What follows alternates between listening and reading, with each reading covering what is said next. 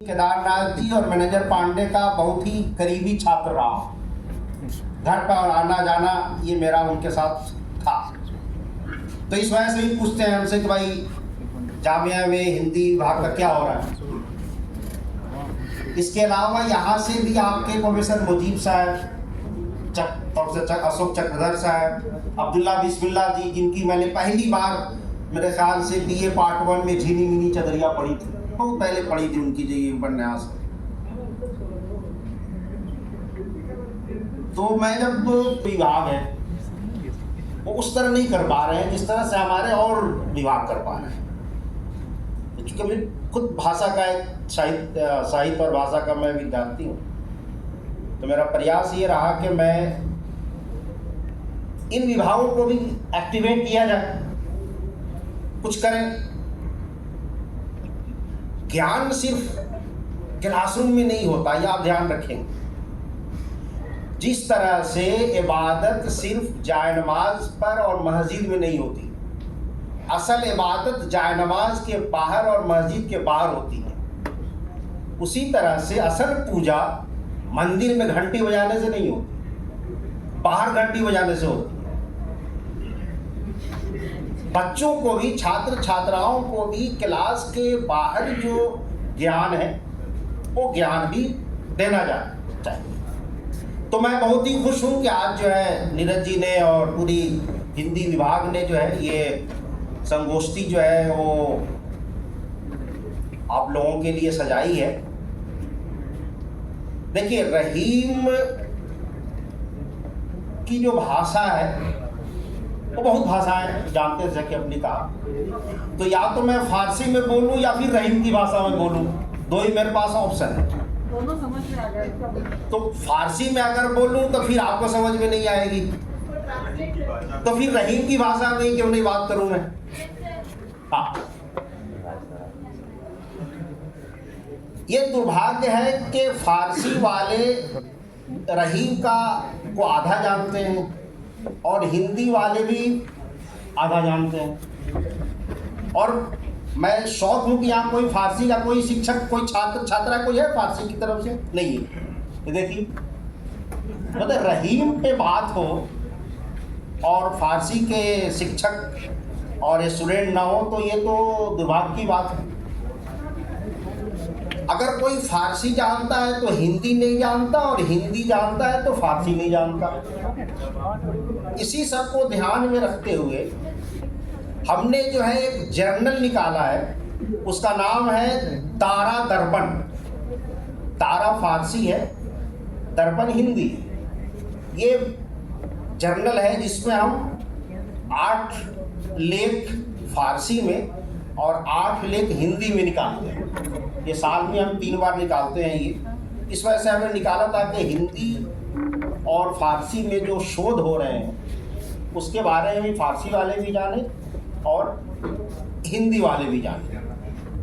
ये मासिर रहीमी की जो बात हमारे जो है अध्यक्ष महोदय ने की है, प्रोफेसर नीरज जी ने, अब मैं खुद इस पर काम करूँगा और कोशिश ये करूँगा कि हिंदी में फारसी के हवाले से रहीम पर एक अच्छी सी पुस्तक लिखी जाए। तो इंशाल्लाह मैं इसको एक एज ए चैलेंज में आज जो है कबूल करता हूँ, और इंशाल्लाह मैं एक किताब जो है ना इसको मैं लिखूँगा। लेकिन दोस्तों, ऐसा है, रहीम को समझने के लिए 3 चीज़ें बहुत आवश्यक हैं। एक, रहीम का काल, दूसरा इस्लाम, तीसरा भारतीयता। जब तक कि आप तीनों ना समझेंगे फिर रहीम की दोहे में आपको मज़ा नहीं आएगा। आप थोड़ी देर के लिए सोचें कि क्या कारण रहा। अब मैं थोड़ा सा रहीम की भाषा बात करता हूँ, किसी को समझ में नहीं आता हाथ उठाइए कि मैं हिंदी में उसको एक्सप्लेन करूँ। का कारण रहा कि कबीर जैसन, रहीम जैसन, रसखान जैसन, गुरु गोविंद जैसन कवि चिंतक भारतवर्ष में जन्म लेलन। ये चिंता करे के विषय है। जितने भी महान महान कवि, जे कवि जे वो समय के राजा और महाराजा और वो समय के जो फिलॉसफी रहल ओकरे खिलाफ जाके कैसे लिखलन, ये बात चिंता करे के है। रहीम के जो काल रहल,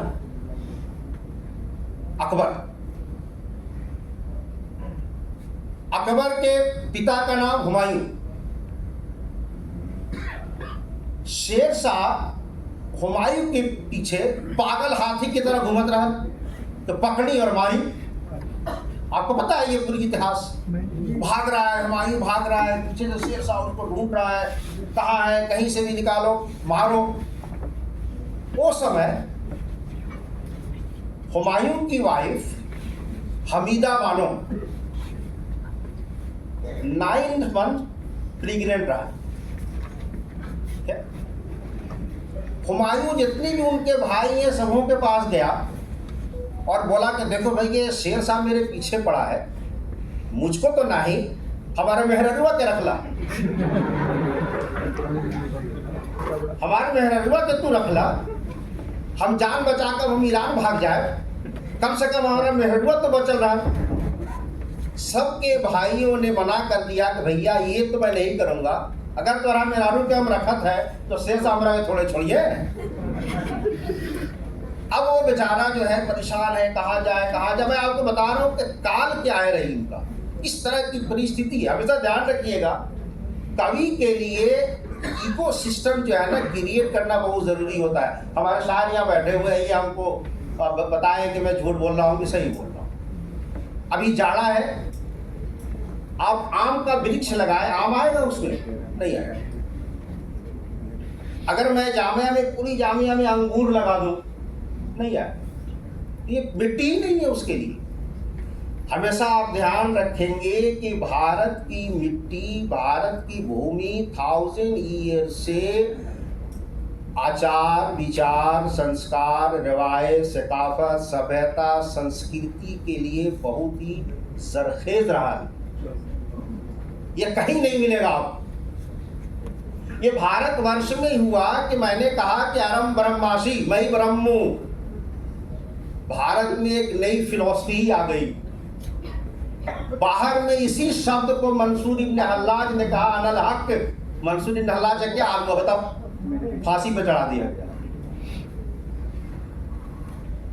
तो हुमायूं भाग रहा है, कहीं नहीं गया। किसी ने कहा कि तुम राजकोट में जाओ, राणा राजकोट में जाओ, वो तुमको शरण दे देगा। बेचारा गया राजकोट में।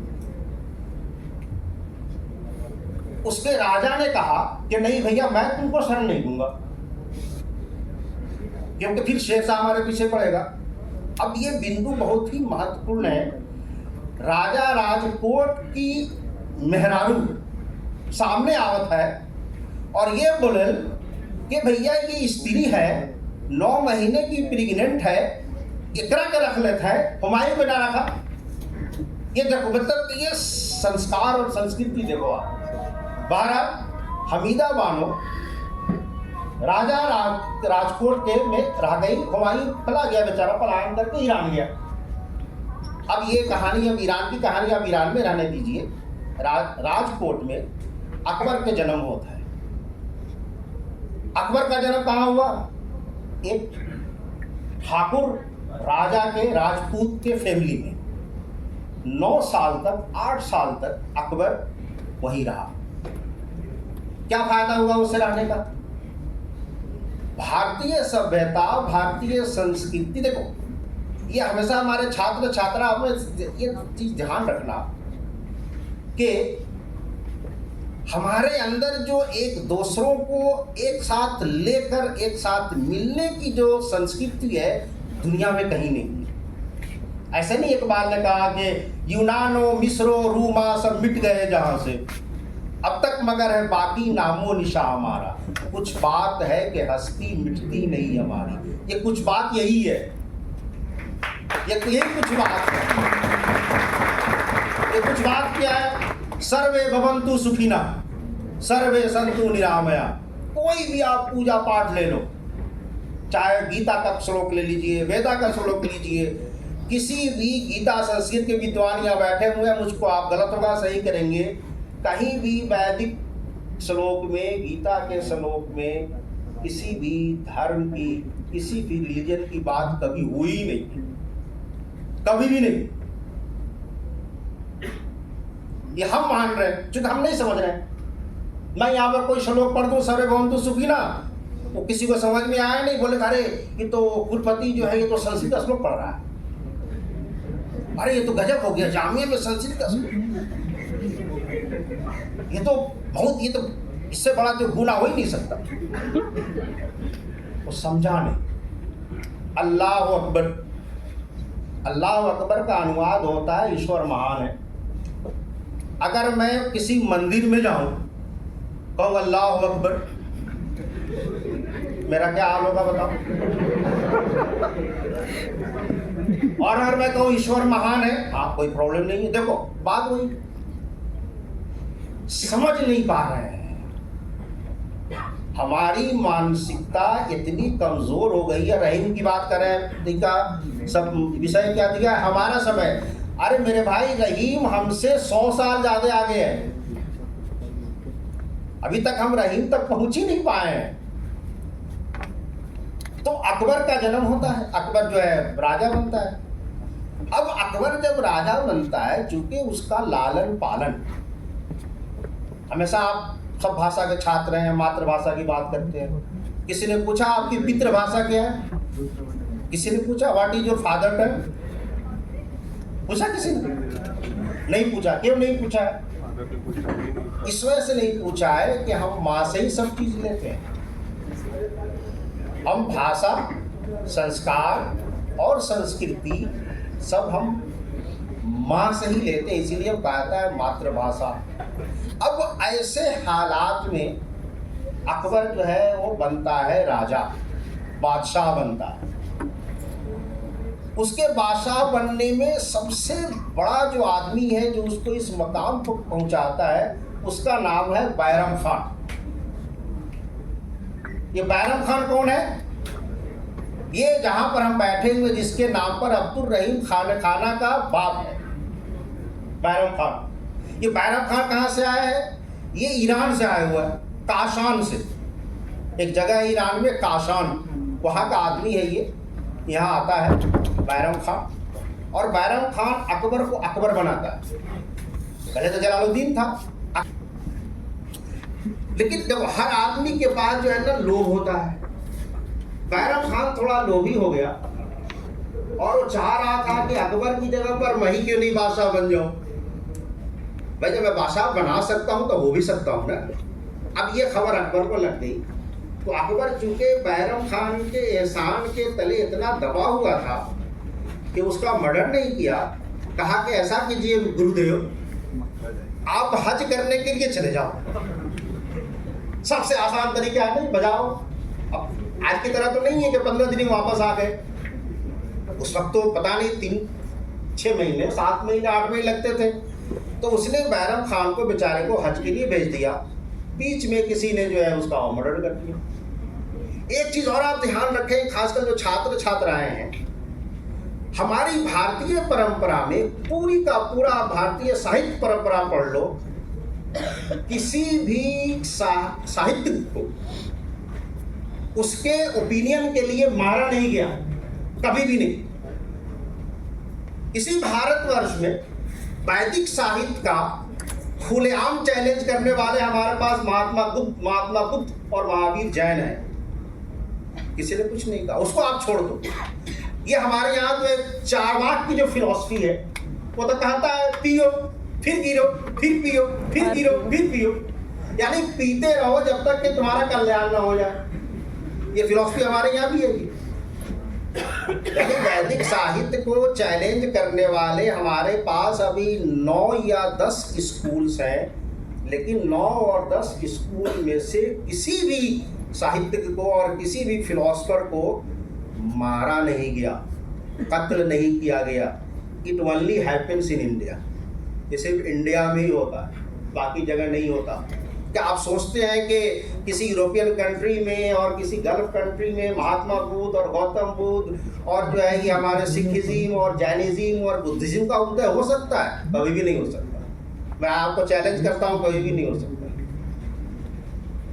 पॉसिबल ही नहीं, क्योंकि वो मिट्टी उसके योग्य नहीं है। ये हम सिर्फ हम कर सकते हैं। इस वजह से कर सकते हैं कि हमारे यहाँ रंगा रंगी है, हमारे यहाँ डिफरेंट थॉट्स हैं। अभी आप साउथ में जाए तो वहाँ पर गर्मी लग रही है, यहाँ पर ठंडी लग रही है, कहीं पे लाल फूल खिला हुआ है, कहीं पर हरा फूल खिला हुआ है, कहीं पे नीला फूल खिला हुआ है, और उनकी मिट्टी जो है वो जरखेज नहीं है, डेजर्ट है। इसलिए हम क्यों कहते हैं कि ये जो हमारी भूमि जो है हमारी मातृ, क्यों कहते हैं? इस वजह से कहते हैं कि यहाँ पर तरह तरह की ख्यालात, तरह तरह के अफकार, तरह तरह की फिलॉसफी की चीज़ें हमको आई हैं। तो ये काल है रहीम का। एक और मैं प्रसंग आपको सुना दूँ फारसी के हवाले से।